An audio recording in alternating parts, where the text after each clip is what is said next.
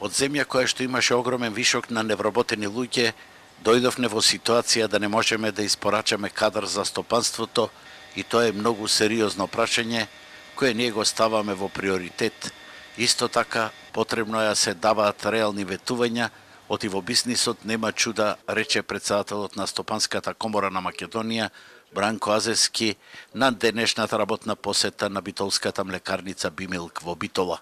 Македонија се наоѓа во проблематична фаза на својот економски развој заради тоа што потенцијалите кои што постојат, обкружувањето кое што постои и моменталните состојби и амбиентот и така натаму, сите елементи зборуваат дека ние тешко можеме да оствариме раст кој што ќе не приближи до земјите членки на Европската унија каде што ние се стремиме.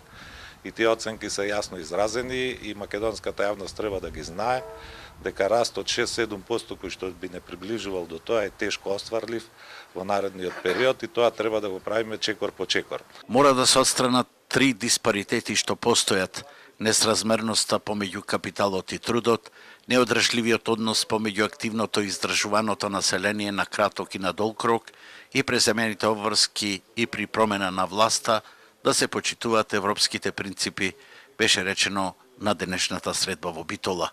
Во врска со проблемите во млечниот бизнис, беше речено дека е евидентен дефицитот на суровина.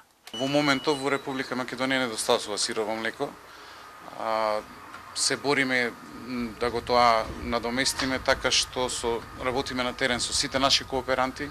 Истовремено бевме едни од најголемите поборници за промени на некои мерки и политики од страна на владата на Република Северна Македонија, да се донесат и променат некои практики во однос на да биде постимулативно за сточарите. Земјоделието и прехранбената индустрија го немаат добиено своето место кај нас и мислиме дека има поголем потенцијал за развој, а владата треба да се поттикне во тој правец. Затоа во месец мај Стопанската комора ќе организира голема конференција на која ќе го отвориме прашањето за развојот на земјоделскиот и прехранбениот сектор, зашто мислиме дека се дават огромни средства од буџетот, додека податоците велат дека тоа не се реализира на ефектен начин како што треба, рече Азевски на денешната средба со битолските новинари.